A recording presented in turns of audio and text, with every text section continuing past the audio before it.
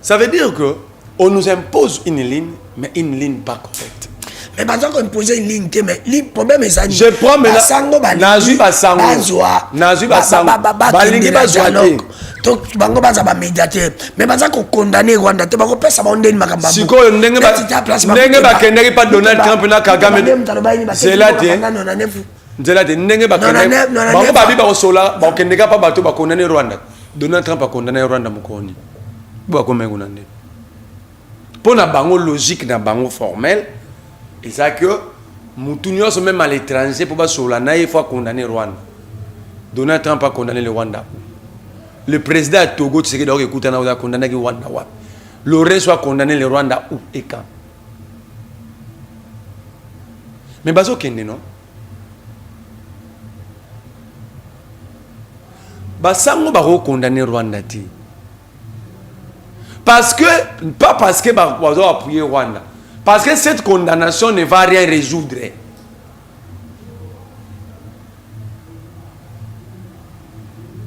Parce que, yepsang, so le navane na radio top Congo na lobige. Ne so la vanda ga lobige na condamné Kagame, ce que Kagame fait, c'est très mauvais. To récupérer Bunagana. So qui fligeance monte babi, Kagame oh c'est notre ennemi. To libérer Goma. Oh, il y a des mécanismes qu'il faut mettre à point. Ça dit, Batouba pouvoir, ils sont maintenant conscients de leur irresponsabilité et capacité à gérer le pays. Baromo Luka, Baribrique. Parce qu'en réalité, Bango Baro Banasol sur le Nefatuna Baron Takis, sur les citoyens congolais, non. Il ne faut tout n'abango, n'engue au niveau sel n'amour la biso. Beaucoup de gens na guerre, de la guerre mais ce que Bango Bazo retourne à biso question. Donc tu sais qu'il y a une redevabilité. Or, un président qui n'est pas redevable vis-à-vis de son peuple, il manque respect à son peuple. Logique pendant la gestion. Na sole na tu sais qu'il na ni fatu na muninga compte. Qu'est-ce que nous allons retenir? Quand ils se regardent et même bavan baomitala na bavan baon tout union sacrée. Baolo ba pleurer article la peuple héritage. Parce que l'héritage n'est pas simplement matériel. Quand nous pensons à la télé comme ça, les gens apprennent aussi. Les gens apprennent de nous. Nous sommes des références. Alors, quand Kabouya, Yvon Moundadi, Tilombo et les autres prennent parole sur la place publique, sans tenir compte, il y a opinion sur l'Andabango, soit ils le font exprès, soit ce sont des criminels intellectuels. Sorti médiatique. La question à l'Iboso. Yo landeli sorti médiatique. Faut sabato que la Bible doit la politique bazoa, baza. La Bible, tu batanga ba livre de roi. La politique étant définie comme la gestion de la cité. Il y a eu des rois. Moïse a appris la politique dans la maison de Pharaon. Moïse. Il y a une chose que bazoa na biso mamwezanga mutuna makolo. Net mutalobi ke ba bonse dans nzamba sa ka politique. Babila tazonga na msala nzambe. Baso ba kepi la Bible amona non chez le place ça mesité. Bon. Na mona kutu na président parti politique mo soki no sa soki nani no soki ils vont munda de azol ba le chambongo soki muntu ba se place sur la salle messe. Hier azol ka ba l'accepter sur la salle messe. Simple non? Elle la toute image à Félix Tshisekedi dans l'opposition. Alors ça la débat sur la sécurité nationale. Félix passe alors débattre éliminateur. Té ataka la plateau boye quand on a journaliste. Binga pe na kotu na mona pe place président ça débat. Té asala ne émission. Mais débat na mona. To lobi ga débattre, attendre émission. Félix Tshisekedi a expliqué comment sécuriser le Congo comme opposant comme leader opposition. Il va munda de la au PCP $300. Il va munda de balation pe défi wa. Balation pe défi la biso image yo linga ka basango. Ya il a pe na biso. La biso image a mis balé na pe sur 300 à 600. On devait demander plutôt au Rwanda de respecter la souveraineté du Congo où ils étaient obligés de nous renvoyer dos à dos. C'est nous qui sommes agressés pendant 30 ans. Sol le dit, tous ces illettrés historiques se soulèvent. C'est quoi ça? C'est écrit noir et blanc dans l'accord. Même pourquoi je ne veux pas condamner l'ambassadrice à Rwanda? Il a bien dit. Je n'ai pas suivi, mais il a fait foi à la question, à ce que les journalistes ont dit. Vous voulez quoi? Voilà la capacité intellectuelle. Il n'a pas suivi. Il ne pouvait pas manquer respect à l'opinion qui suivait. Il ne pouvait pas manquer respect aux journalistes. Il dit, je fais foi et je réponds. Mais pourquoi c'est ça l'intelligence. Mais pourquoi les prêtres ne veulent pas condamner les Rwandais? Pourquoi Tshisekedi appelle ça hors nabiso na Rwanda? Hors à Sakima. J'attends jusqu'à aujourd'hui, les accords secrets, pas publiés. Yvan Munda peut poser cette question à Tshisekedi comme citoyen, comme président. D'abord, question simple. Bon, on va vite condamner. Quand est-ce que tu sais que Kagame a agressé à Congo? Parce qu'on parle d'une guerre de 30 ans. Ce qui veut dire que Kabila Joseph l'avait trouvé. Ok? C'est pourquoi Kabila, dès le départ, est-ce que Kabila a 18 ans dans le pouvoir, Kagame a fait 10 ans sans mettre ses pieds ici? Joseph Kabila a 18 ans dans le pouvoir, Kagame a sali 10 ans à Tchara Makolo. Kabila Kunda Tata na ye, na Mbogo, Joseph Kabila. Ata likili ya Rwanda yati. Mais tu sais que dia kundi tata ne Kagame ye. Pe ba yembeli yona nyobo ya Kagame, so boy Kagame salamu kilo. On nous avait chassé de chez nous pour protéger Kagame. Ba si bisoto longwambo ka o soto boy Kagame. On reçoit l'agresseur chez nous à grande pompe, chanson.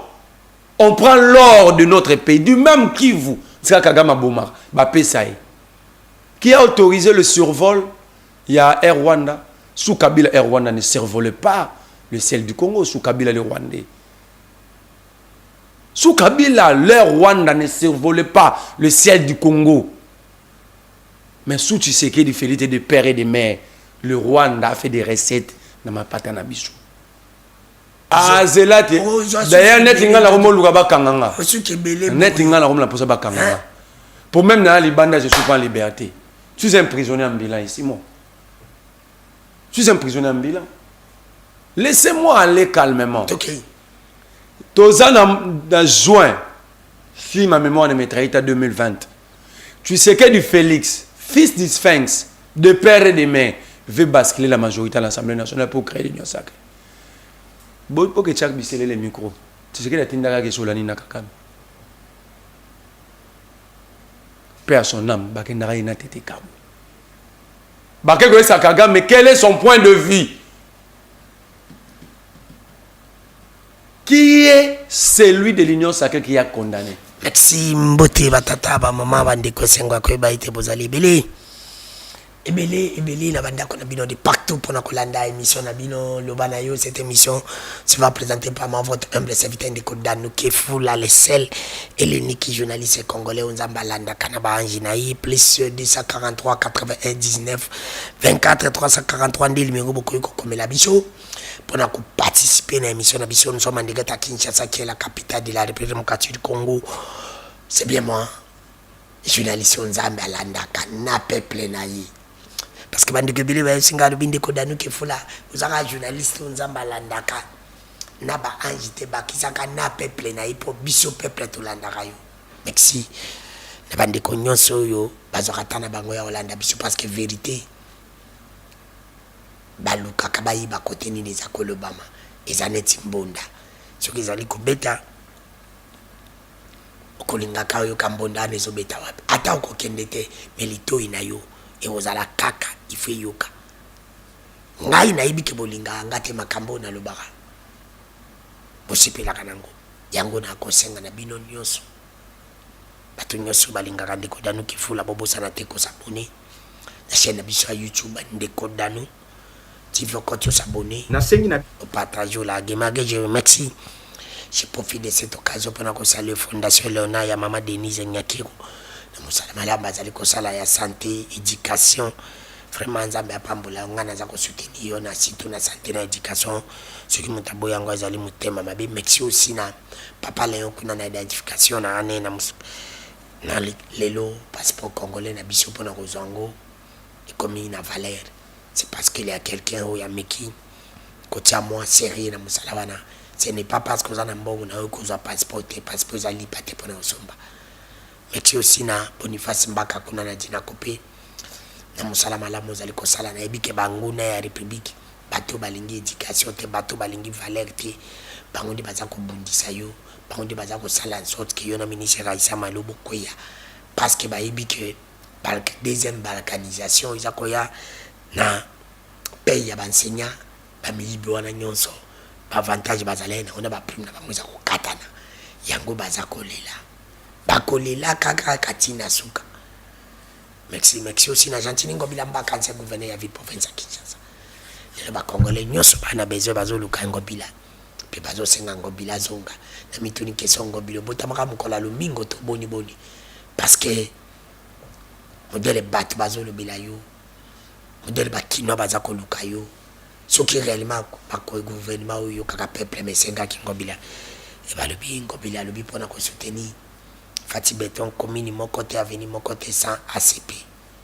merci la pression botte la sanité Jules Alinde Tinke l'intelligence est conditionnée dans résultat le Congo a besoin de vous et ta place est toujours là pour servir la nation et bango babola mozala kabongo na kopesa ipembote ministre tourisme mona mboka Didier Pambe je te salue je peux pas aussi commencer cette émission sans que saluer ministre ya ITP mona mboka John Banza na musala malamu azali ko sala vraiment na mona kia utiko ya ba délégation ya Gabon avant-hier délégation ya Gabon ba ya ki pona kotonga ba logements sociaux toujours na ndikambo itali banzela pe ba érosion pe na sosala peuple ministre John Banza azali ko bunda makasi za ba pambola yi toujours accompagner mwana mboka junior lembalemba pe na ko senga na tata mokonjo ko le foko tsa maboko lelo nazala mwana mboka mengele vuvu babenga kai kabiliste babenga kai opposant na ebite mela zanani nazo yamba ilelo yimoko na lingi pe na yamba mele pona yambi pe bato ya nyon sacré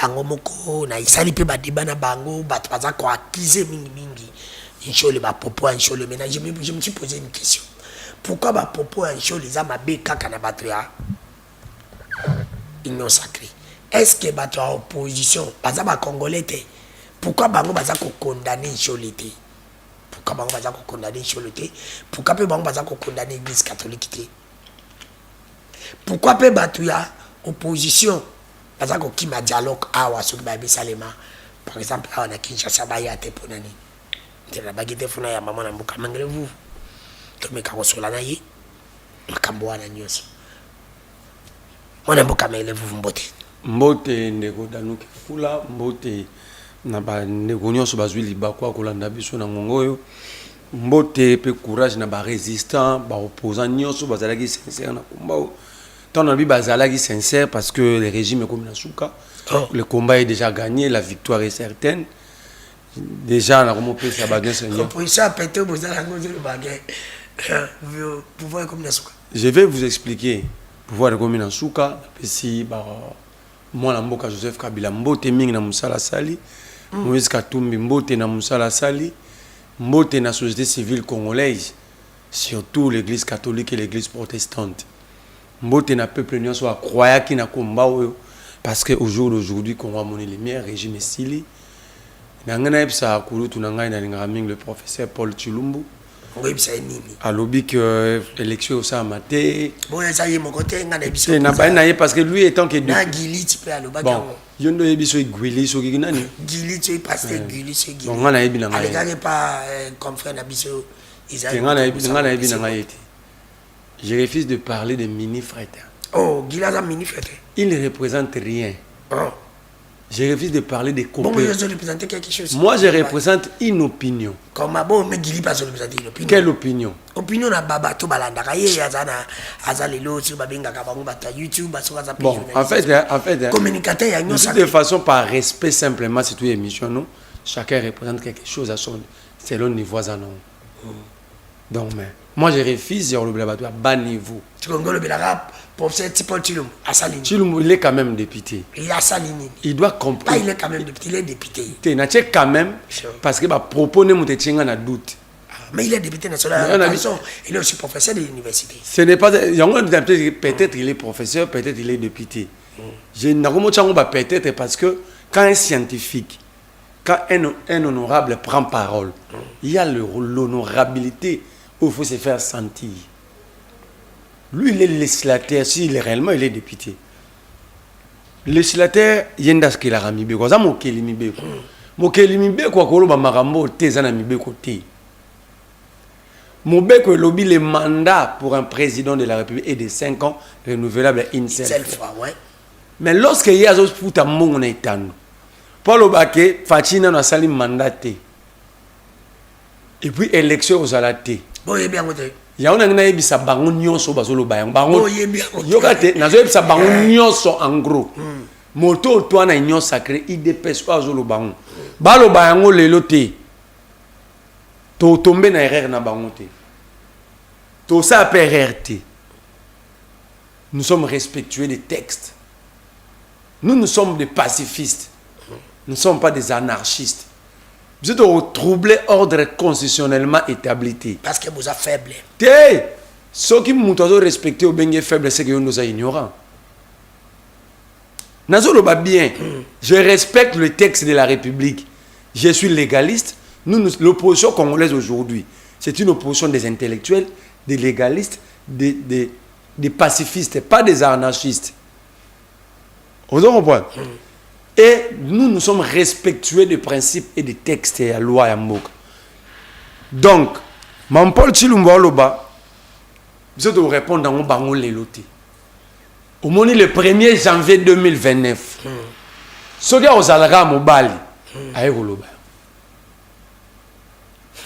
Il est sa machine. Quand c'était sa machine. C'est Baza machine. Tout ce que vous leur donnez comme considération, nous sommes d'accord. On n'a pas ce temps-là. D'ailleurs, le lobby qui est Baza machine, le lobby qui est peut-être pour soi pété. Oui, tout ça est pété. Tout ça pour soi pété. Mais tout ça est pété, il y a physique, dans mon tout est. Or, la politique, c'est pour les élites, les intelligents, les éliminer, les éclairer. Les gens qui savent voir loin. Mais il y a des apprendre à Fatih savant. Non, répondre à diplomatie. Et l'autre, pour le balanga qui bref, pour ça là-bas marche. Et l'autre, c'est là-bas marche, pour le bouquet. Il dépêche sa bébé, ça n'y a pas pouvoir. Atumba ba transconionso, ba buka banda wa batu, ba tumba ba siège ba parti politique. Si quand on va tout marcher pour que boukani, parce que la foule n'a pas d'âme.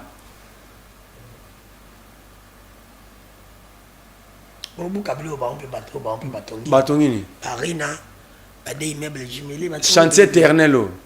Ah. Yomo zalobi mbula chantier ne banda. Des immeubles jumelés. Stade de Martyr où tu as chanté le bongo arena. Des immeubles jumelés. Wapi. Côté affaires étrangères. Centre financier. C'est la première fois que l'histoire de l'humanité président inaugure chantier. Il a chantier. Qu'est-ce que c'est là?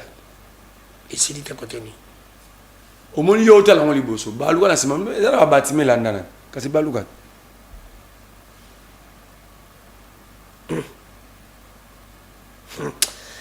Mais là vous, n'a mis une question mon gars. Mais et ça là on dit toi un jeune.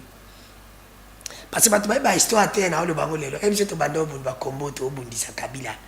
C'est mon frère, c'est mon petit frère, je le respecte beaucoup.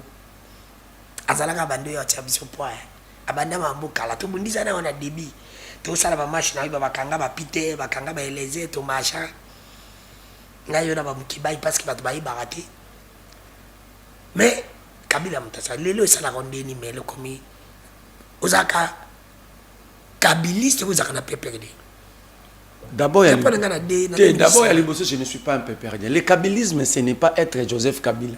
Mais on j'accepte si je suis kabyliste. Ce n'est pas mauvais. Mais attends, non. On a politique. Soki ba bengi katumbi sendima, so bengi kabyliste ndima.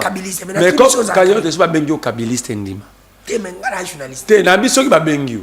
Mais ba benga nga. Nga so ba benga kabyliste, j'accepte, je suis kabyliste. On habite. Non, répondre. Soit benga kabyliste, moi j'accepte.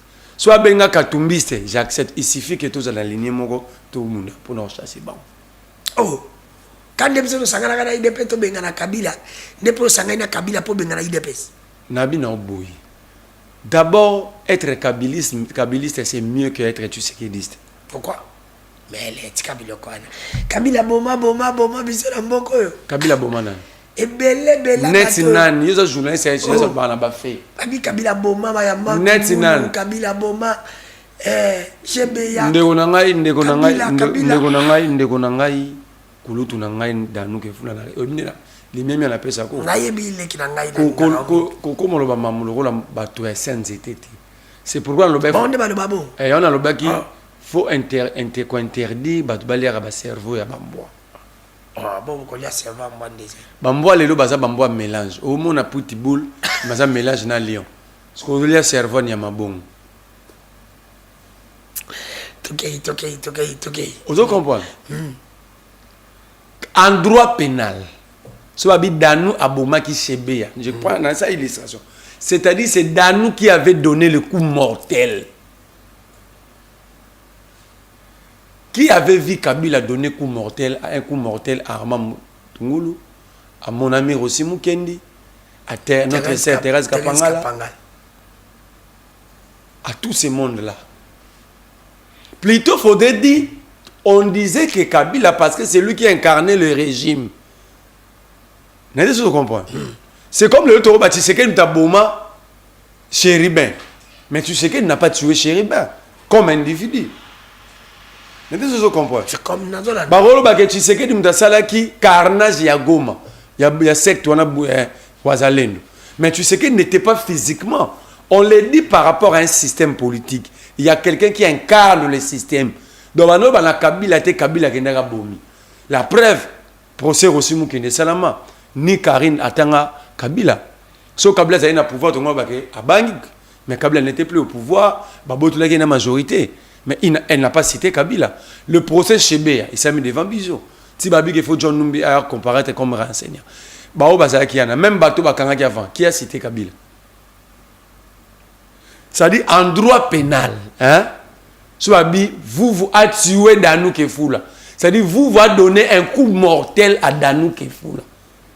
Au cas contraire, pour établir la complicité de vous, il faut que Kangamuto appelle ça un coup mortel. Yenda Lobake, Mutatinda Kingeza vous. Qui a cité le nom de Kabila dans tous ces procès? Chance Nzambaza bien, le procès on s'est mis sous Kabila et s'est mis sous Tshisekedi. Prenons maintenant par absurdité la plus folle. Kabila Bomaki Rossi. C'est que tu sais que Bomaki Chéribin. Kabila Salek fausse commune na Maluku. Est-ce que yebi que tu sais que Bomaki na Makala, carnage à Makala? Vous ne voyez pas que c'est un faux débat. Mais là, vous, Kabiliste, mais là, vous. Moi, je prends moi l'essentiel ici. Ce n'est pas Babilo Kouana. Moi, l'essentiel ici, c'est de bouter tu sais qui est son système d'ailleurs. Pourquoi? Parce que. Tu as quel problème avec Kisekedi? Je parle d'un système, je ne parle pas de lui comme individu. Mais quel système à Kisekedi? Déjà c'est par politesse, il n'y a un système, il n'y a aucun système ici. Un système politique dépend d'une vision. Yonanga totuna wata inyo sakra vision aux aranine na bato ba vandarane ba ebi vision. Donc c'est par politesse, par élégance politique, par respect à téléspectateurs, c'est pourquoi j'ai dit le système. Sinon il y a aucun système. Merci. Mon amour kamele vous. Donc il y a un monde dans ça ba congolais nyonso merci. Ce que nani asali nini? Na bitumba nyonso ebundami awa ndenge régime esili boye. Merci pour la ténacité on a. Pour régime Sili. Et s'il y a un mandat Bana mandani. Parce qu'il y a 10 ans. Mais aussi, un pouvoir politique, c'est un pouvoir finissant. Oh. C'est un pouvoir finissant. Parce que je glissement. On peut savoir glissement. Non, pas savoir. Oh mais je pense que le bon organiser l'électricité. Ils sont mon projet. Bon qui a. Bon ils attendent, ils sont mon projet. Mais attends, Danou que fou. Non, est-ce que va nous tient déjà bon. Danou que fou. Vous en avez raison. Alors vous avez raison, bon, on souhaite organiser l'élection. Le président restera. Attention, le président restera. Le dialogue, j'ai suivi mon Kouloutou Paul Chilombo. C'est pourquoi j'ai suivi encore Gilbert Kakonde dans l'émission d'avant, il y a Moutoumou Tangagi Abisma Pasteur. J'ai suivi, j'ai dit, est-ce qu'on peut mettre un minimum d'intelligence quand on parle pays? Parce que c'est l'unique bien commun, toi, non? Attends, il y a une divergence. Tout ce que tout ça là, le centre d'égocentrisme pour nous, c'est le Congo ici. Gilbert Kakondo lui pose la question. Yo Bengara ba M23 A. Ce n'est pas vous les journalistes, c'est le président qui l'avait dit. Lui nous répond, Tango Bakanga en 1983, qu'est-ce que nous avons à faire? Donc ce Bakanga qui est, il y a un invité qui va M23. Donc, nous sommes en guerre. Lui, il a invité des rebelles, des agresseurs pendant 14 mois à nourrir Baona Mbongo yo Yangai, Yabama Mandunda, Yabana Bateka Ramai. Ce qu'on peut expliquer, Bisoga, que Yé, Abundi Komba Moulaï.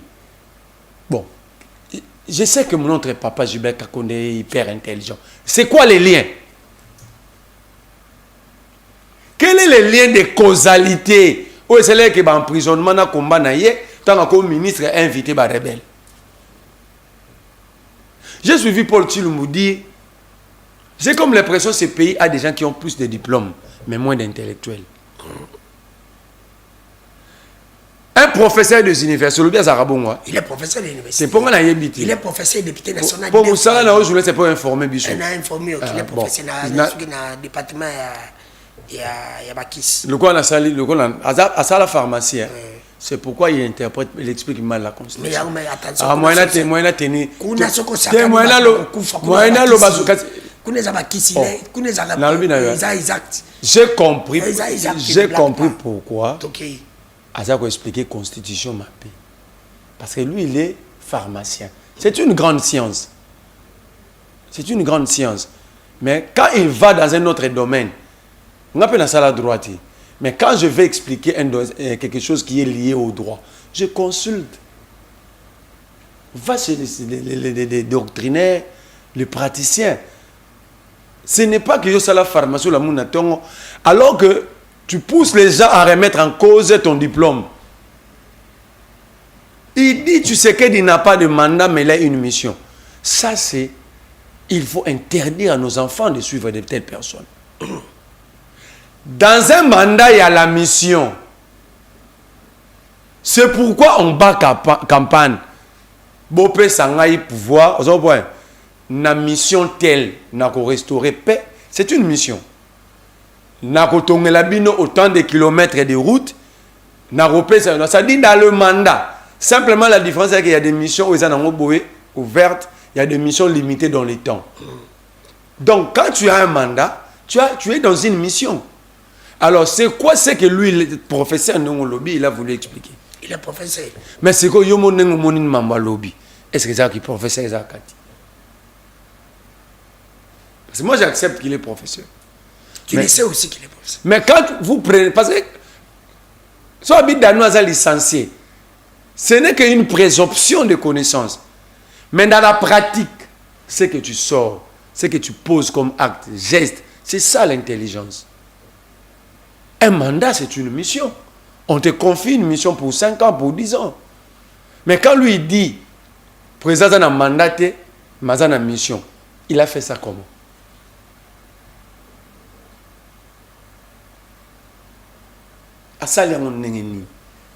Alors, imagine que dans nous, que philosophe papa, à moi, na yo nandako, à yoki lo wabongo, à quelle classe tombe à éducation civique et politique.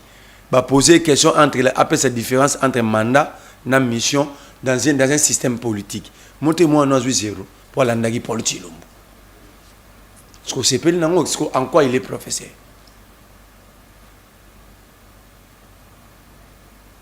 C'est ce que tu as que la politique au terrain la politique c'est pour les élites. Ça dit si tu es élite, je ne dis pas qu'il n'est pas élite. Il est élite. Au lieu de professeur, c'est un scientifique. Il est professeur. D'abord, lui n'est pas simplement pas élite, mais il est pro-scientifique. Mais comment est-ce que nos scientifiques battent à niveau? Les scientifiques sont les lumières de la société. Dans d'autres sièges, quand on te dit celui-ci c'est un professeur, il enseigne à Sorbonne, même le ministre, il va respecter, il va bangayer. Mais ici au monde, professeur, pourquoi ils ont quitté leur terrain, un vrai terrain pour avoir au mieux que ça sonne. C'est quoi la différence entre un mandat et une mission en politique, en gestion politique? D'ailleurs, c'est qu'il oublie. Les lots la gestion politique comme managériale. Bon, moi, selon mon mission, le président de la République a un gouvernement en place, c'est pour une année pour atteindre tel objectif. C'est une mission, non? Et ce que ça, on a même début mandat chaque 3 mois, tu évaluer le gouvernement. Oh, bon, ça, on s'en a été, tu quittes, on a assez. Et ça, mission après, c'est bon. Mais est-ce que ça, là, on est là? Ça te faut expliquer nos politiques calmement. Parce que ici, dans la zone, il y a pédagogue. C'est-à-dire nos enfants, ils n'ont pas droit aux bêtises. Ils ont droit. La mission, ça rappelle un caractère pédagogique. Il y a mis balé. J'ai comme l'impression que Moutoumou Azasou n'a idée avec Augustin Nani. Kabouya. C'est Moutoumou Azasou n'a pas ni secrétaire général du parti politique que dans le pouvoir. Il na seul pays au monde. Sauf que Kabouya qui tigate en Angola, ça politique. Olbini. Kabouya, so l'ongolais à Nambogo. Au Tchata na Brazza, il ne sera pas politicien. Pourquoi?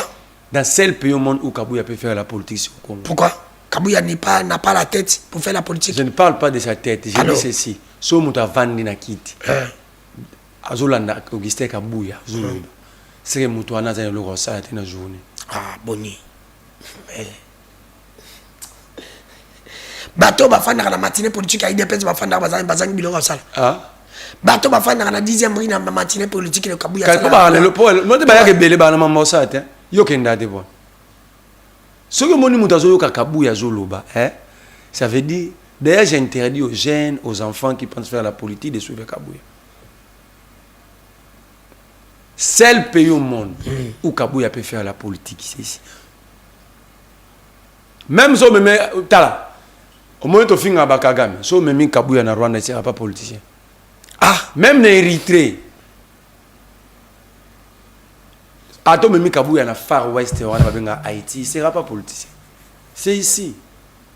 Et quand Kabouya prend parole, vous-même vous sentez les dangers venir. Je sais que si vous connaissez Kabouya l'économie, comment journaliste avant de venir expliquer l'économie monétaire. Débat est au Salama, il y a inflation, déflation. Kabouya comme secrétaire général de la partie politique. Vous avez Somal l'État, il a pris parole. Lui ne prend pas parole dans certaines questions, il n'a pas cette capacité. Moi aussi, il n'est pas un économiste. Nous qui avons pris la parole, on était économistes, on consulte. C'est ça être leader. Tu es entouré dans l'équipe où ils ont la capacité économiste, juriste. À ce niveau-là, il n'est pas entouré. C'est ça la défense. Moi, je ne suis pas économiste. Mais dans 4 équipes, j'ai un économiste. Dans ça, l'environnement, non. Mais quand je parle de nappes phréatiques, c'est par mon entourage. Machiavel disait ceci. La qualité d'un bon leader se définit par la qualité de son entourage. Oh. C'est un gars qui a un entourage qui est déjà c'est lui. C'est qui dit? C'est lui qui les avait choisis. C'est ça la cap. Donc ça dit, scientifiquement parlant, Machiavel disait ceci. Hein? Celui dans nous qui fout la leader est mal entouré, ça dit leader est incompétent. Parce que le leader ne va pas tout faire. Il n'est pas omniprésent.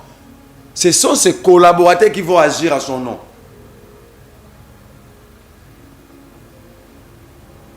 Alors quand vous dites que Kabouya a un économiste, dans la Batoutou, Kabouya, il n'y a aucun économiste.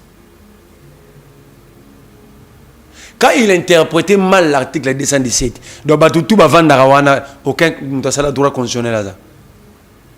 Non, c'est celui qui n'a pas la capacité de comprendre tout ça. Et c'est d'abord il lit. J'aimerais qu'un jour Kabouya soit le dernier livre lu par lui. Et ça date de quand? Parce que lui, il est là quand il prend parole, il est dans la stigmatisation, dans le propos ethno-tribal. Alors qu'il est député national, il était élu sénateur. Il doit prendre de l'auteur, nous parler de vraies questions. Et tout ça, c'est vous aussi, la presse. Mais c'est vous. Vous donnez le micro à tout le monde. Le pays est agressé, hein? Le pays est en guerre. Ok? Aucun débat sur la géopolitique géostratégique dans la sous-région. Mais Maramango a guerre, on dit la Bengueli au thème. Aucun débat sur la géopolitique et la géostratégie de la sous-région des Grands Lacs vis-à-vis de la crise congolaise. Aucun débat. Or, toutes les crises et conflits au niveau international, on va bien CAI. Conflit armé international. Tout conflit armé international. Ça, la région de CAI. Nakani, conflit armé non international. Objet en face, il y a conflit armé non international, mais internationalisé. Ça veut dire qu'il y a des Congolais qui ont pris les armes, mais soutenus par l'extérieur. Banguna. Te Banguna te. Pour Banguna, na ba pe baninga Tshisekedi. Ah, Boniko. Banguna la République démocratique du Congo. Banguna te. Je vais c'est là tout au cours de ma dialogue to ya wana. On comprend. Ça veut dire que tout conflit au niveau international, guerre, par militaire américain, il s'agit de la géopolitique et géostratégique. Comment contrôler les zones d'influence, comment déstabiliser l'adversaire, comment. Tout ça au Congo, les gens ne font pas ce genre de débat. Chamiko, tout n'a pas Congolais. Qu'est-ce qui se passe aujourd'hui au Congo-Brazzaville? Qu'est-ce qui se passe au Rwanda? Qu'est-ce qui se passe en Angola? Donc nous sommes l'unique pays qui ne s'occupe pas des pays frontaliers Nabissou. Comment est-ce que nous ne allons pas être déstabilisés? Or, quand vous êtes na Burkina Faso, vous avez des journaux, il y a presse, il y a Mali, il y a presse à Niger, il y a presse à Côte d'Ivoire. Ça dit, baza informé parce que le monde international, c'est un monde de fous. C'est un monde de fous. Seul élément qui anime la vie des acteurs au niveau international, ce sont les intérêts. Et les conflits restant inhérents dans la société, vous ne pouvez pas être un État isolé, replié sur lui-même. Nous devons vivre sur le plan géostratégique et géopolitique dans la sous-région des Grands Lacs. Le Congo doit se comporter exactement comme l'Israël. Sur le plan international et géostratégique, le Congo doit accepter d'être un État écran d'une puissance. Comme l'Israël a accepté d'être un État écran des États-Unis. Tu touches à l'Israël, les États-Unis interviennent, même militairement. Ça, c'est sur le plan géostratégique. Ils ont compris que nous-mêmes, nous ne pouvons pas. Alors, devenons un État écran qui ne va pas nous mater, qui va nous permettre aussi de se sécuriser, mais se développer aussi. Et sur le plan stratégique, il faut construire une grande armée pour contrôler les pays voisins. Alors, ce genre de débats, ce sont des débats qui devaient être faits. Merci. Mais les gens préfèrent... Kabouya Salangote. Sport, écoute, c'est quoi Kabouya le bilan? Sport. Asa sportif, t'es? Bonga le bilan, sport, dans ça, sport. Il est politique, non? Le sport... Toi, tu es des bonnes personnes avec Kabouya.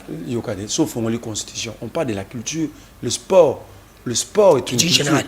Ça veut dire qu'il y a une politique culturelle. Lui, il est député. Tant qu'il y a le bon, est-ce qu'on a une réforme? Nous avons proposé loi sur le sport. Ça dépend de personnes avec Kabouya. Dans l'inginde, on a besoin d'un débat à balabal. Azoua réellement, il faut 21 000 $ comme député. Azoua terre. Elle m'a besoin de ma vraie question. Merci. Manambo Kambele, vous tous à Kende Malembe, Balobi. Les seuls et l'unique journalistes congolais où nous avons balanda kanaba ange bakisakana peuple wala ni peuple alobi parce que bazakolanda biso belé bobo ça n'a les seuls moyens beaucoup linga ndeko danu bozo ba ndeko danu bozo li les seuls moyens beaucoup linga ndeko danu bo s'abonner na chaîne biso YouTube ndeko danu tu veux qu'on s'abonne partager. Je suis quand même journaliste. Nazala rappeler que pas baninga awa pe na kolobande na lingi parce que la chaîne nanga nazala liberté. Alors ce que lingo landa ndeko danu na ba réflexion il faut s'abonner. Il faut s'abonner.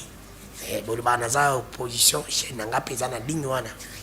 Ça n'angologie. Non, d'ailleurs pour la propre chaîne, ça veut dire que mon opposition a raison maman. Donc les gens n'ont pas la culture politique. Les médias d'abord faut savoir que la neutralité égale lâcheté. La neutralité, c'est quoi? C'est de l'idiotie pure. La neutralité, c'est dire, Dano, tu n'as pas raison, vous n'avez pas tort non plus. mais pas de bundi. Quelle est la cause à bagarre? On a bien gagné de faire d'être lâche. C'est la lâcheté. Il y en a dit. Ça dit pas de bundi. Cause c'est ça le bundi si bon. Faut mon cabane. Faut mon cabane, mon profondément. Mais la neutralité c'est dit dans nous tu n'as pas tort, vous tu n'as pas raison. Alors non ça c'est encore une autre idiotie. L'église doit être au milieu du village. Même Jésus n'était pas même Jésus n'était même Jésus même Jésus n'était pas au milieu du village, il était du côté de la vérité. Merci. Mon amour kamele vous tombe kakolobela mamuke dossier na bengeli ezali dossier à dialogue qui s'appelle dossier na moni sali tolé belé na lukina mona place yo pour condamner na monité na condamner ni nazo lo baté bani na condamnation na bani na condamner nani sortie médiatique ya benchole mamdalobi mama kitoko bonga na condamner cadre menzela te na moni opposition mon côté mais bato ya pouvoir baza ko condamner ya benchole toki nazo lo ba langage mon kona régime tiana obiso to yoka pena na tout non mituno la ndaki sorti médiatique ya mayele ya logo la besole a rolo ba mama mabe donc bino bolo ba besole le mabe me kabu ya niveau na le mama lam et c'est toi sumboka normal mais benchole o ya za te na lobi obi pokoma mpelo obi ko tanga tala ogoza la présidente de la République tanga te moni Jacob Zuma a déjà fait la tanga te. Jacob Zuma n'a jamais été à l'école. C'est Mandela qui lui apprenait comment lire et écrire dans la prison. Oko m'appelle général armé, Mokenda Chikite. Mais pourquoi m'a sang? Faux. Ce qui est ce temps na niveau wana, ato ko m'a sangote, ils en a battu bormier les la poisson. Surtout bataille des pêches boyamba, ba au préfet balia poisson ba kufa ke ba classe. Oh, nini? To tanga na niveau ba sole batanga ba kuma. Ba niveau ba sango batanga. Ba combien ba biso na so comme condition to tanga bongo. Bato boyamba ide pesa ba rosomba ba javel ba romela ba mi kufela. Po ba kotanga. Po ba oya bongo te, wana domaine na bango te. To la nana sortie médiatique ya benchole na sima.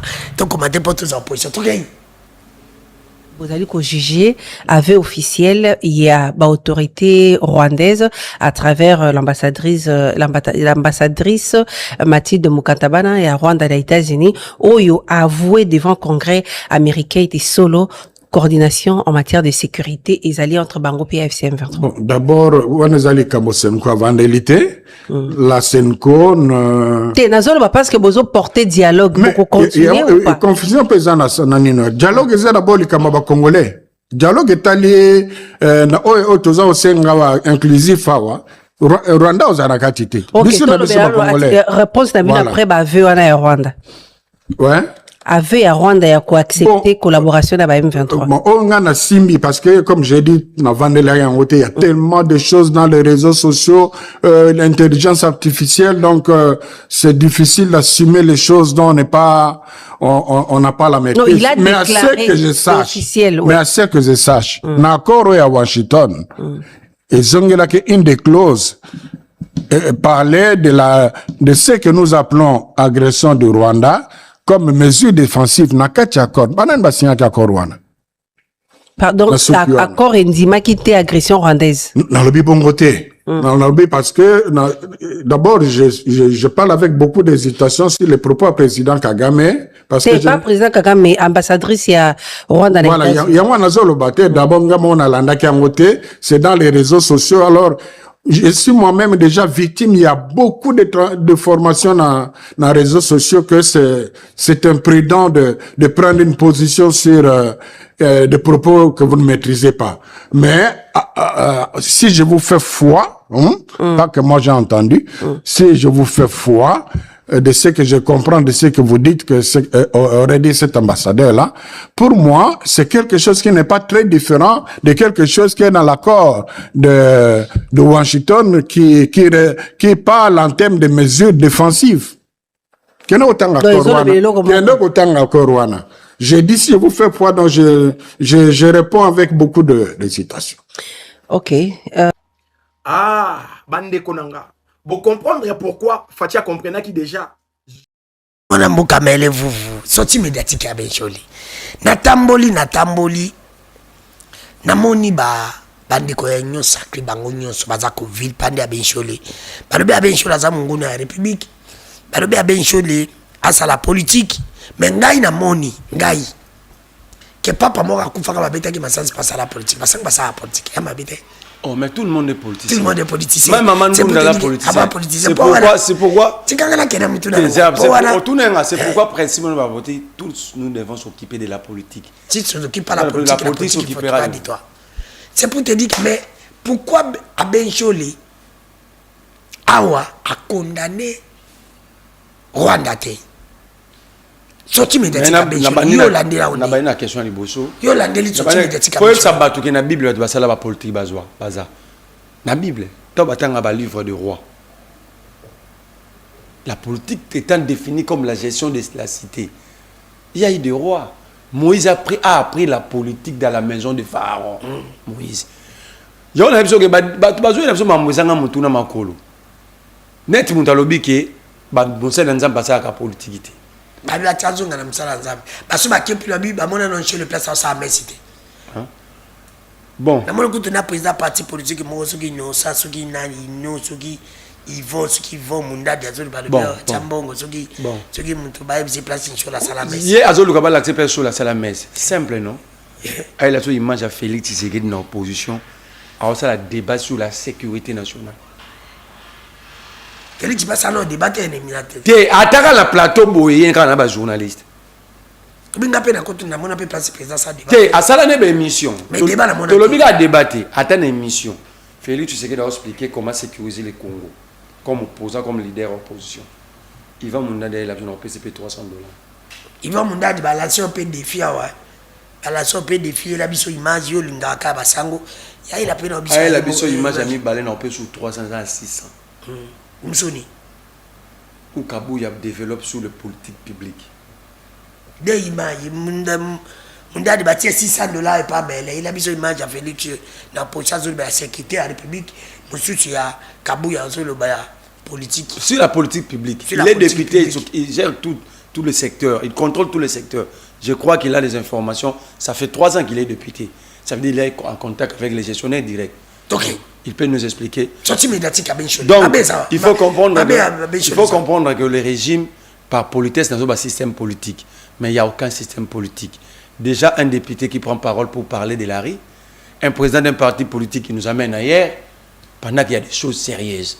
Nous sommes dans un pays où il y a tout est urgence, tout est priorité. Mais par contre, est-ce que Mundadi peut parler comment résoudre la crise alimentaire? Il y a 27 millions de Congolais qui vivent. Mais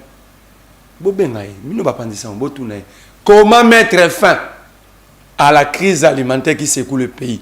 Chaque 1 heure de temps, un enfant de moins de un enfant de moins de 10 ans meurt à cause de la famine. Lui, comme président d'un parti politique, il propose quoi? Il est de la majorité.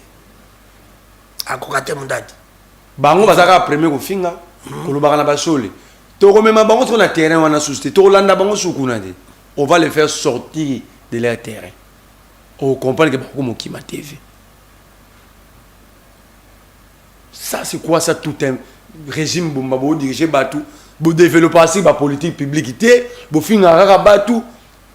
Qu'est-ce que nos enfants vont retenir de leur passage au sommet de l'État?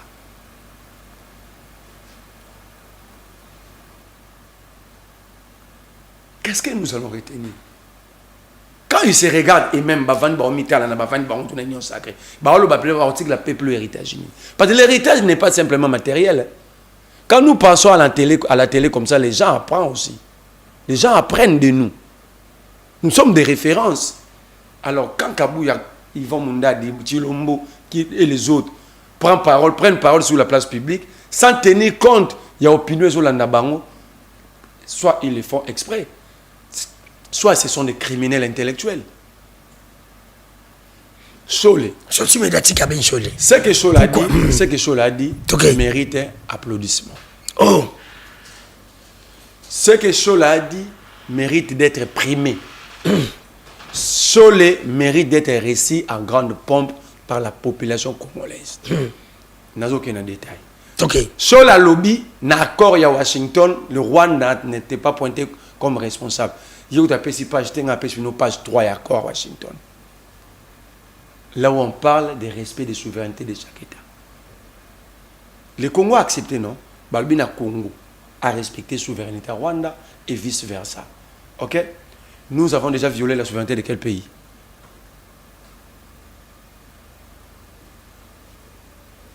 On devait demander plutôt au Rwanda de respecter la souveraineté du Congo où ils étaient obligés de nous renvoyer dos à dos. C'est nous qui sommes agressés pendant 30 ans.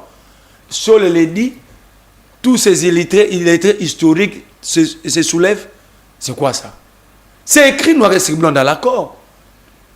Même pourquoi je ne veux pas condamner l'ambassadrice à Rwanda? Il a bien dit, je n'ai pas suivi, mais il a fait foi à la question, à ce que les journalistes ont dit. Vous voulez quoi? Voilà la capacité intellectuelle. Il n'a pas suivi. Il ne pouvait pas manquer respect à l'opinion qui suivait. Il ne pouvait pas manquer respect aux journalistes. Il dit, j'ai fait foi et je réponds. Mais pourquoi c'est ça l'intelligence. Mais pourquoi les prêtres ne veulent pas condamner les Rwandais? Pourquoi tu sais que des Sara hors Nabiso na Rwanda? Hors à Sakima. J'attends jusqu'à aujourd'hui, les accords secrets, pas publié.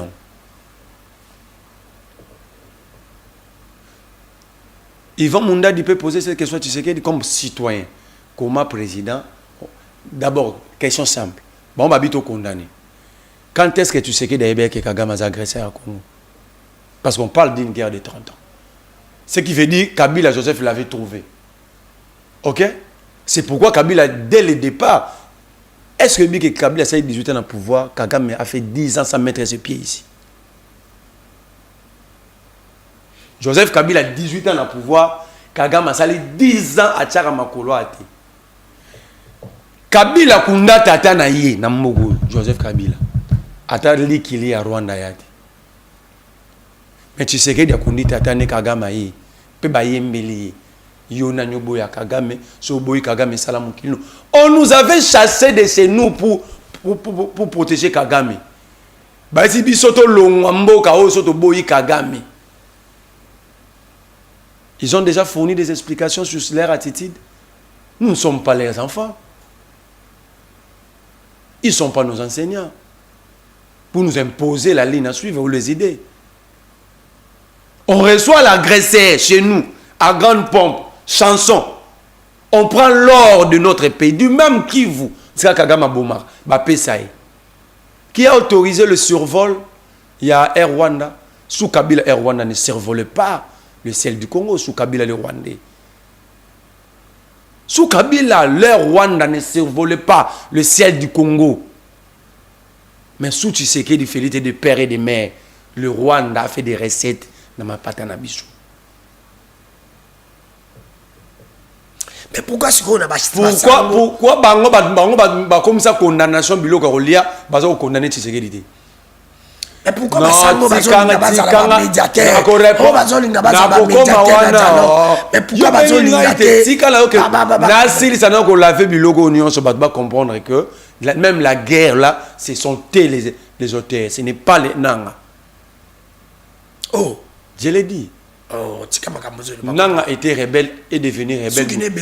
Ah, Zelate. D'ailleurs, Netinga la romo lugaba kanganga. Netinga la romo la posa ba kanganga. Pour même dans Libanda, je suis pas en liberté. Tu es un prisonnier en bilan ici, moi. Tu es un prisonnier en bilan. Laissez-moi aller calmement. Ok. Tozan en juin, si ma mémoire ne me trahit, à 2020.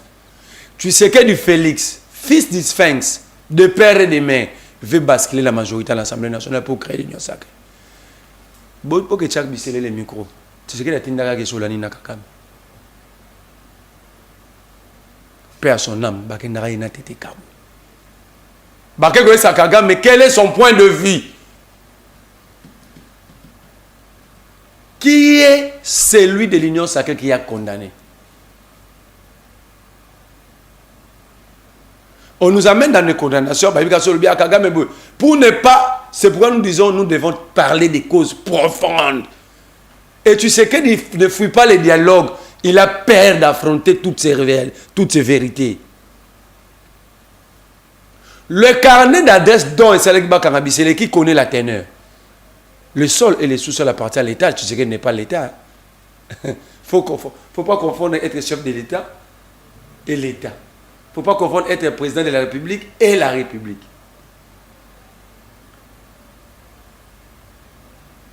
Est-ce que les parrains ne sont pas tous dans ESC Zaranan?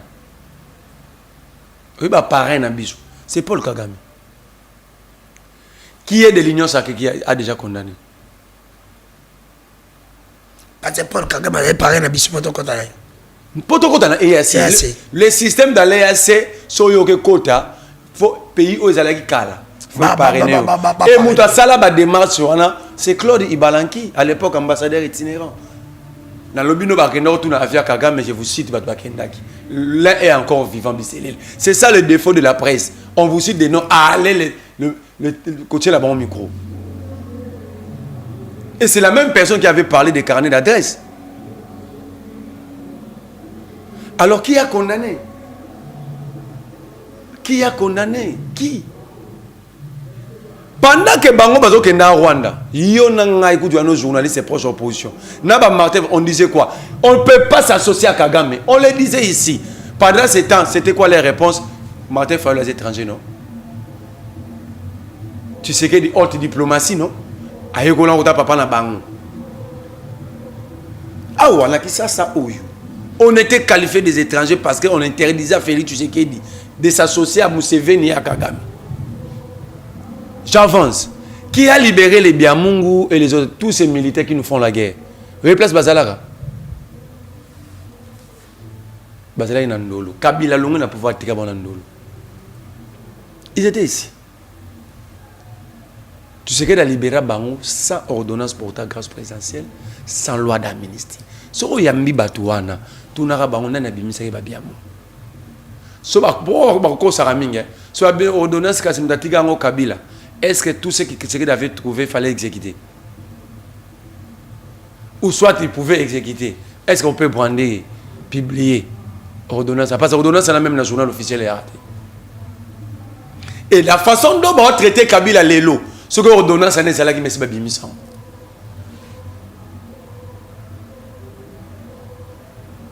Ça veut dire que on nous impose une ligne, mais une ligne pas correcte. Mais maintenant qu'on pose une ligne, mais le problème est ça. Je prends maintenant. Nazu Basango. Nazu Basango. Balingi Basango.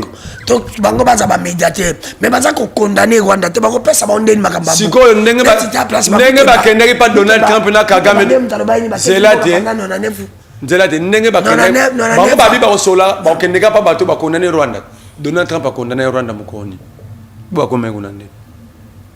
Pour la bango logique na bango formel, et ça que Moutounios même à l'étranger pour pas sur la il faut condamner Rwanda.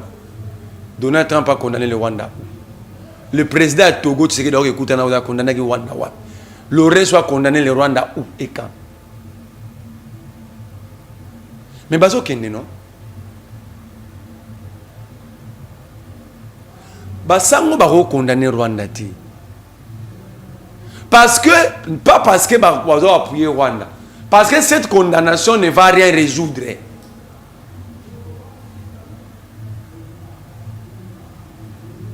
Parce que, Yepsang, so le navane na radio top Congo na lobige. Ne so la vanda ga lobige na condamné Kagame, ce que Kagame fait, c'est très mauvais. To récupérer Bunagana. Sogi, Flijas Moutebabi, Kagame, oh, c'est notre ennemi. To libérer Goma. Oh, il y a des mécanismes qu'il faut mettre à point. Ça dit, Batouban a pouvoir, ils sont maintenant conscients de leur irresponsabilité et capacité à gérer le pays. Baromo Luka, Baribrik. Parce qu'en réalité, Bango Baro Banasol sur le Nefatuna Baron Takis, sur les citoyens congolais, non? Il ne faut tout n'abango, n'englo au niveau sale n'amour à la biso.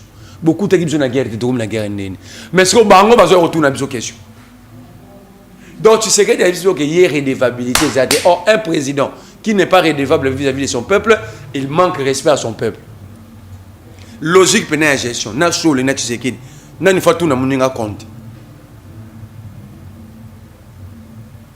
C'est à chaud de déposer la question à Tshisekedi. Chaud les citoyens, il paye ses impôts et taxes. Chaud les dit, parce que c'est page nos page 3. Pour mouto to retanga yango alo baso chol na benaïsa wap parce que l'état congolais était face à l'état rwandais à Washington. Tout ce qu'il dit ici bon condamné bango to bazali ko ba condamné qui était point parce que bon c'est comme ça to condamné musika boy ben bozaki na bana Kagame boy na délégation. C'était une occasion de le condamner. ni na maloba bo condamné ni na mikanda. Mais bozongi suko ya obo condamné. Oh, bino bo représenter biso nyonso. Et puis attends. Là où je trouve que bataille union sacré bama il est mingité. Parce que l'intelligence c'est la capacité de comprendre. Moi j'ai toujours dit la capacité de résoudre de comprendre une situation, c'est nous a défini ça intelligence bien collègue Max Weber Azati. Ça dit comprendre une situation et donner des réponses. Tu sais qu'il représente la nation congolaise, vrai ou faux? Quand il prend parole, il ne prend pas parole au nom de l'union sacrée, de nom et la famille, il prend parole pour plus de 100 millions de Congolais. Ce qui est déjà condamné. Donc il a condamné pour nous tous. Donc, en réalité, Batouana Tilelo Bandimate que tu sais déjà président. Pour papa, on a besoin déjà condamné. Nous, on l'a pris, papa, ici. Et c'est besoin de nous défiler, toujours condamné. Parce que lui, il est le père de la nation. Il nous représente partout où il va. Donc, il condamne à notre nom. Parce que la condamnation, nous sommes au table. Biso Sérétikali, qu'on appuie l'armée, qu'on appuie politique, qu'on en place pour trouver une solution. Mais nous ne pouvons pas condamner parce que le père de la nation a déjà condamné. Ce qui batounaye, biso photo condamné pendant que lui il a condamné pour nous tous. C'est-à-dire, bazo ignorer pouvoir n'est pas batounaye moko. Batounaye bagno. Sola a dit quelque chose de bon. J'ai vu les gens répondre, mais bazo répondre au film. Ok. Sola dit, et c'est vrai, il n'a pas menti. Il y a une clause. Parce qu'accord, ça va être accord, ils ont un accord, ils ont un vena, ils ont un annexe. Yo nanga toza banda ba peso accord moko wana. Ba annexe nango ezala. Parce que dans les annexes, c'est là où on développe le comment pour exploiter les minéraux, comment pour sécuriser le Congo, pendant combien de temps, à combien sont évaluées les mines du Congo, où sont ces annexes. Parce que toi, il s'agit des documents, il ne s'agit pas des réponses verbales. Ok? Sur la cause, bon, à cause, s'il y a le faux, la théorie a contre, c'est qu'il y a vrai, non? Nous, il y a peu publié ces annexes pour tout le monde qui est sur la cause. Sur la loi de l'émission. Abi, ce qui n'a monseigneur à Kosaki. Kasibino Boyana. C'est ça, en français, la théorie de l'acte contraire. Ce qui n'a pas d'annou à sali erreur, on a fait l'acceptation de la guerre. Ce sont les comportements à Bango. Ils savent qu'ils ont vendu la République. Mais jamais ils ont brandi la vérité. La vérité, elle est simple. Publier d'où les annexes de l'accord. Parce que bateau va condamner à bien chaud les bases, bateau va comprendre en retard. Dans le domaine scientifique. Est-ce que d'abord, si tu veux que ça comprendre, c'est ça aussi le plus grand problème. Parce qu'en réalité, l'avenir accord, tout le monde a monté l'avant-projet, tout le monde a accord, l'accord définit des termes génériques, les annexes non publiées. Nous sommes logiques. Tout au final, tu sais qu'il dit, tout au final, mon douté. Parce que tu sais qu'il finira par partir. C'est que l'accord là est soutenu par nos biens. Via Banabi soit venir na bango photo yeba. Banabi so lobi to tigla bango nini accord en lobi nini. Bango so tuni bango ba so monika ba comme finga. C'est que bokangi bango na kinga. Mona mboka melete émission comme que na ok na suka. Na accord ça ba annexe wana. Eza na clause mo ya confidentialité. Ezo loba boy clause wana. Makambo basiyokani na Washington. Egotika la rapa bato bazalaki wana. Donc bato bazalaki wana, Kagame pas zalaki wana. Le Rwanda était là. Ce n'est pas une complicité, ce n'est pas de la haute trahison. Alors pour nous mettre tranquilles, en tant que peuple, brandissez. Et ça encore ya famille yate, et ça encore la famille papa Etienne Tshisekedi té, et ça encore ya maman Soumine té, et ça encore ya papa Félix Tshisekedi té, et ça encore ya lupangu ya ministre Jacquemain Chabani té, et ça encore ya 100 millions de Congolais. Chaque Congolais est dans l'obligation de maîtriser les tours et les contours de cet accord. Parce qu'en réalité, qu'est-ce que nous allons léguer à nos enfants? Faut bango déjà. Merci. Donc, quand je le dis, c'est là. Quand Chole dit, ce n'est pas simplement les M23 qui tuent, Kinshasa aussi tue. Chole aussi. Bah oui, Plabing Chola aussi. Avant Chola Lobayango. Voilà là, voilà maintenant là comme un problème à géographie des choses. En fait, bah on dit que c'est un problème belé. Mais il n'est pas au Congo. Donc, bah que Bradé ba minéré na biso ba sera na est. Donc bino ba tabandu ndu beaucoup fa na bino kaka. On parle de l'insécurité à travers la République ou dans un coin. Avant que Chole ne le dise, n'est-ce pas le porte-parole de l'armée? L'armée avait acquis l'entourage du président. Cet entourage, ce n'est pas à Kinshasa. Chole soit conscient. Nabo il y en a qui n'ont pas carrément makala. Oyo armée et biso. Que batu bazo financer mon bondo. Le matin, ils mangent, boivent, se comportent comme des agneaux. Na président, na boutou bati mbongo kuna. C'est Chole qui l'a dit. Non, qu'on soit en série. Cela veut dire qu'il ça aussi tue. C'est clair, non? Mais il y a un est. Donc, tu sais qu'il dit, à Otika Bino, la grande bande de Bokoné au Koufa, il y a est. Qu'est-ce qu'il gagne dans l'est là? Pourquoi seulement l'est? Donc, 5000 morts, il y a Bandundu, il y a Maïndom, il y a un problème. 250 000 déplacés de guerre, ce n'est pas un problème. Qu'est-ce qu'ils vont chercher là, à l'est? Dans le minerai. Parce que si on parle de la sécurité doit être un problème national. C'est ça la réalité. Ndenge nini, bazoboma Congolais na Bandundu, bazoboma Congolais na Goma, mais yo lobi aussi ya Goma ya Bandundu etalioti. Assis c'est mon bon.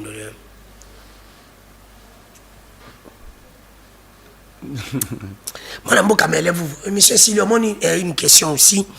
Hollandi, Tata Mokondiko en Angola, on accepte qu'Angola est la médiateur pour le dialogue, il accepte le dialogue. Mais pourquoi le dialogue a bilo Boringi à la Kinshasa? Est-ce que entre Angola, na Senko, na SCC, bana nous baza qui vraiment bato malamu pour na cause la médiateur na dialogue na biso?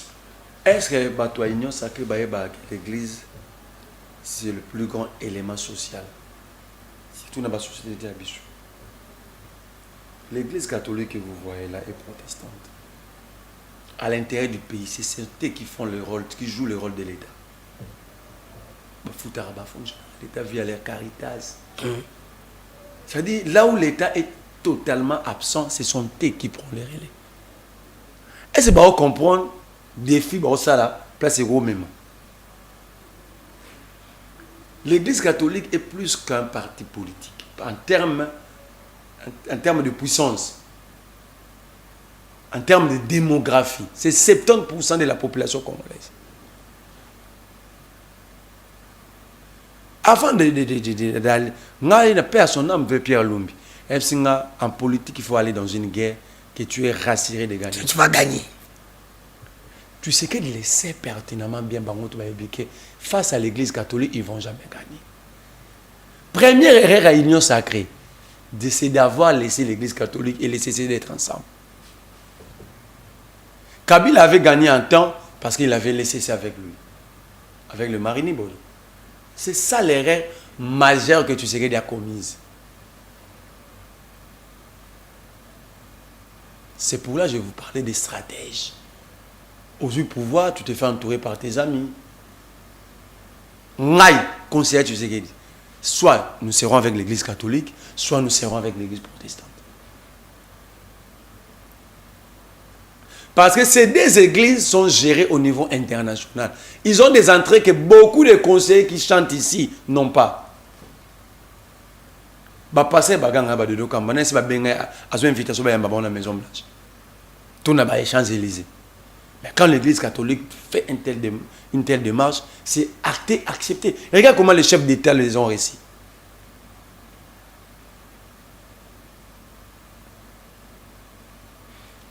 L'église catholique, bon, n'a évité bataillon sacré sur batanga, Non, c'était on a. Sur la sociologie des conflits. Je ne sais pas si on a une union sacrée la relation internationale sur la gestion des conflits. Dans toute organisation d'un dialogue ou négociation, il y a ce qu'on appelle pré-dialogue ou pré-négociation. Cela veut dire, si l'Église se propose à être médiateur, il y a conflit dans l'Anayu. Toute l'Église, si Isaac Mutombo a dit qu'il y a Ozala, médiateur, il y a conflit dans l'Anayu. Première des choses, à Oyoka, il y a en privé. Ça s'appelle pré-dialogue. Tant que Yokiyo, à Kanya noté, le binet, pourquoi, tout comme le niveau, il va m'écouter aussi en privé. Vous comprenez? C'est ce qui va construire le carnaval de la médiation.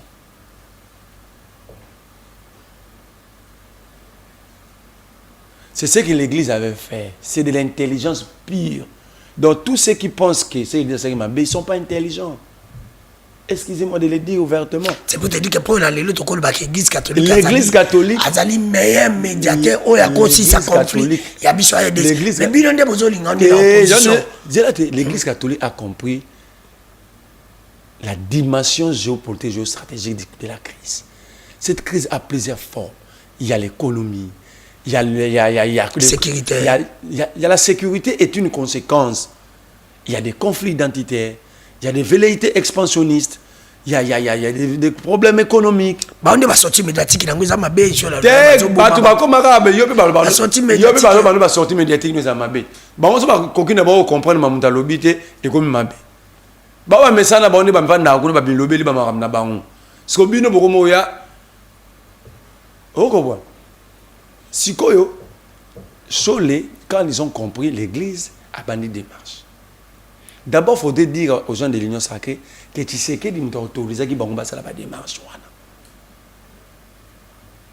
Pour Azaki le premier à être vu, à les recevoir. Quand un chef te dit, vous avez ma bénédiction, ça veut dire vas-y. Le chef avait sorti ces mots devant les prêtres. Tu vas expliquer mon bossa là, Abi, vous avez ma bénédiction et mon accompagnement. La preuve, Cho l'avait dit. Audience n'a président Kenya, ou c'était le président qui l'avait établi. Ça, le président n'a pas dit ça à ces hommes.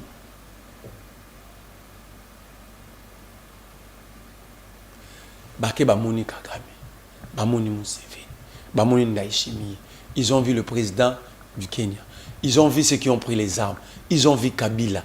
Ils ont vu Katumbi. Ils ont Fayulu, Sesanga. Ils ont vu tous les acteurs d'abord à l'interne. Ils sont allés, pas ma puissance, parce que la guerre ici a aussi une dimension, il n'y a pas puissance, qui exploite illégalement et qui alimente le conflit. Ils sont allés voir le pape. Ils sont allés voir le président de l'Union africaine. Ils sont allés voir le président de la Commission européenne. Bamoni Macron. Bamoni roi de Belgique. Ça dit, ils ont un carnet fourni. Donc là maintenant, même le président de l'Angola n'a pas les informations qu'a les évêques aujourd'hui. C'est pour te dire qu'il y a un évêque vraiment bateau, qui mérite la. Au-delà de tout, c'est un conflit congolais, non? Qui est plus congolais dans cette médiation, qui connaît le problème du Congo, qui est chaud. Tu n'as pas facilité le président.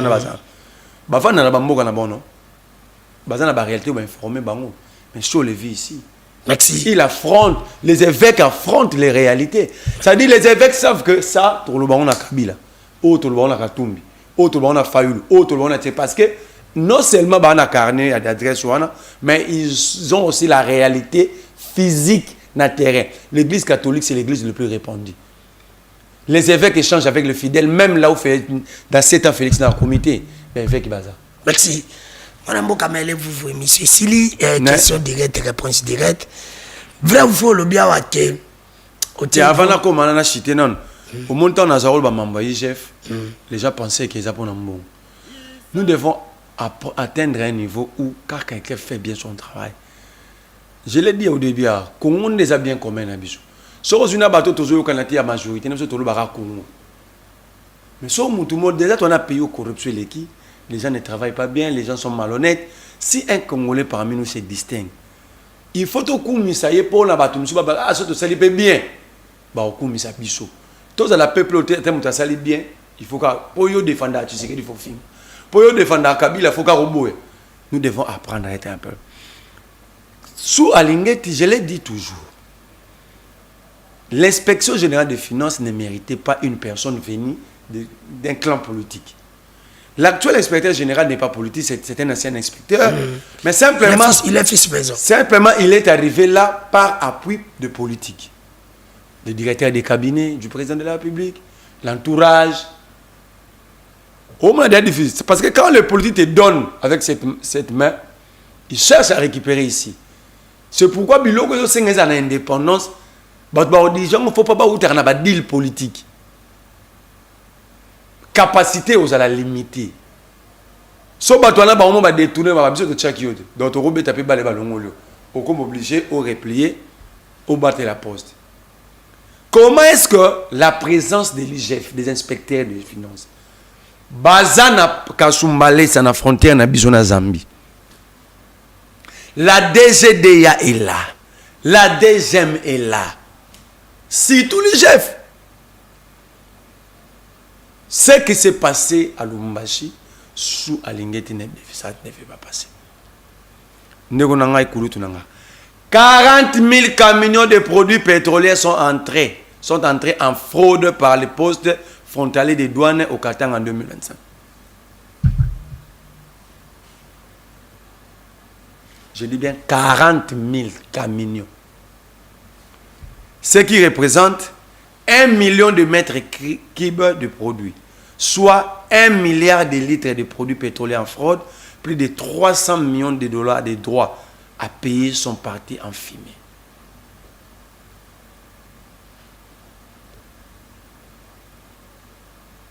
Devant l'inspecteur à l'IGF.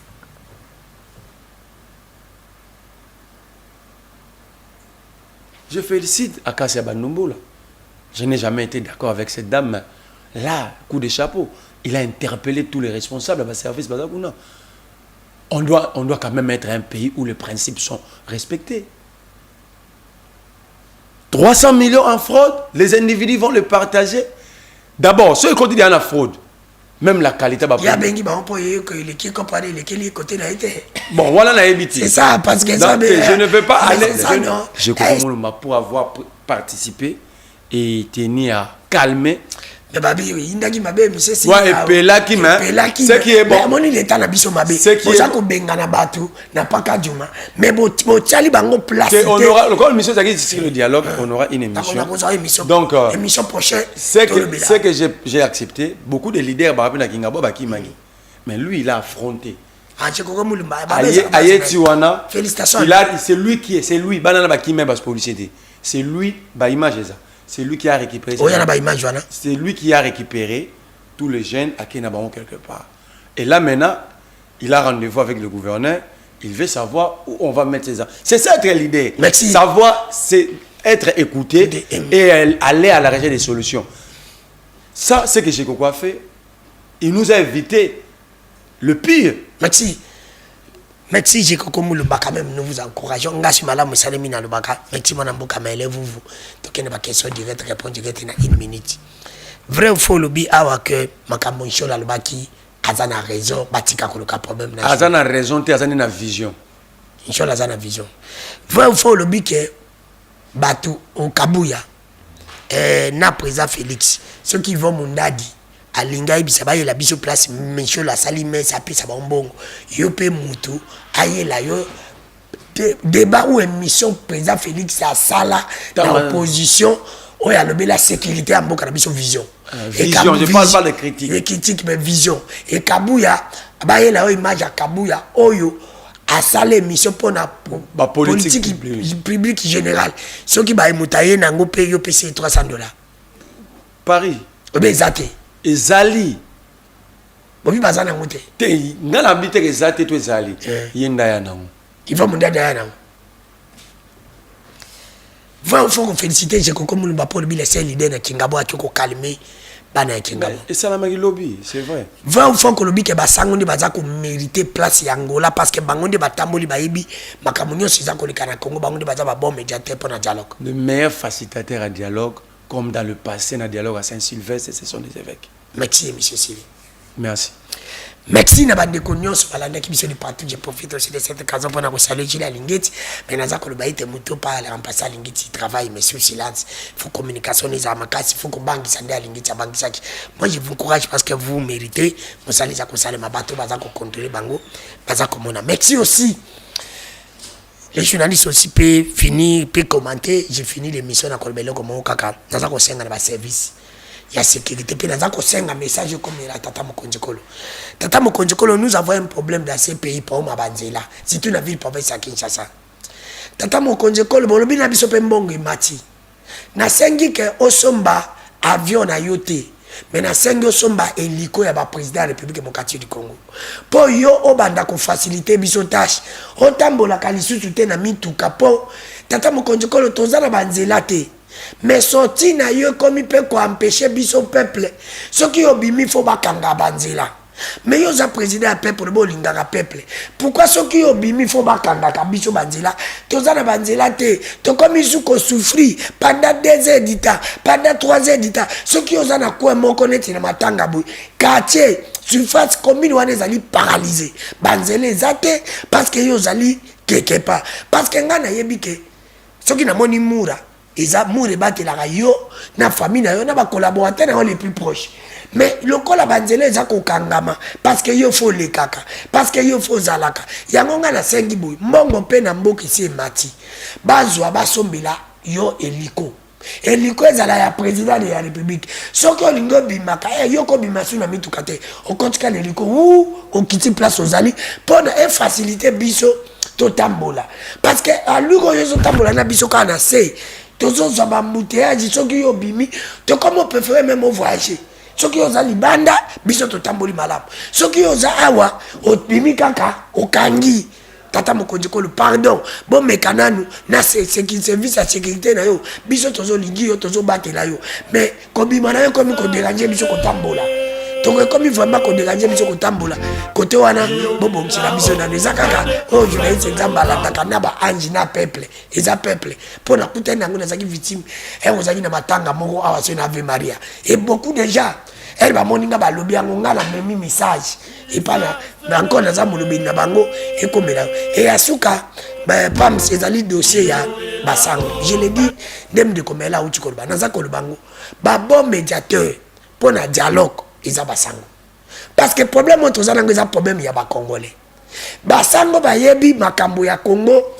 à part Tata Mokonjikolo eza basango parce que basango bazali par église catholique ezali na Congo mubimba place église que veut ezate ezali na Congo mubimba place ba parti politique ezate c'est pour te dire que ce qui Tata Mokonjikolo yebi makambo mboka basango ba yebi yango batami bale alors basango pe bakutana na ba médiateur nyonso bakutana na batu nyonso bazana o bazako créer conflit na ba o balingi paix. C'est pour te dire que président Angola azabo nte koleka basango pona kozala médiateur ya problème basango wana ile mamzu musu ezali problème ya ba congolais comment ba problème na biso toza koluka batu musu ya libanda bayeba qui vous dit que comme Rwanda ndaza ko bonisa biso lobi pe ko Angola te comment tozo linga Angola za la médiateur pour ayeba ba problème na biso naza ko senga ba politicien bo chama ina vino toza la na ennemi ba église catholique na ECC baza ba ennemi na biso te to benga ba bango balingi pe kota parce que bango ba kozana bango na ba poste politique te Tata Mokonjikolo so lingi Congo dialogue oyo ndengo lingi yango fo salima awa na Congo je suis tout à fait d'accord mais ce bien na Congo c'est na Ghana et ça va na Goma mais il faut basango nde bazala ba médiateur parce que bango nde ba yebi moboko ya likambo pe ba dekonyo so baza ko ba mabe ya joli to tika to respecter to landana no joli inchola zali honnête. Je confirme aujourd'hui qu'un chose, vous êtes honnête et crédible et sincère. Parce que au lobby, les Kambouke, Olanda quitté, au cocu ko commenté. Et le koyo Olanda quitté, koyo ko commenté. Parce que ko commenté en faux ou en vrai. Un homme intelligent, c'est celui qui suit et parle. Quand tout ce qu'on répond, qui parce que Olinga ko respecter les journalistes, au coquin ne peut qu'on réponde. Mais en plus de ça, au lobby, il y a mon composant qui victime. Il y a un boy hyper. Mutu muchaza la vie osala lisumu ya likambo landite bravo na bencholi bravo ni église catholique.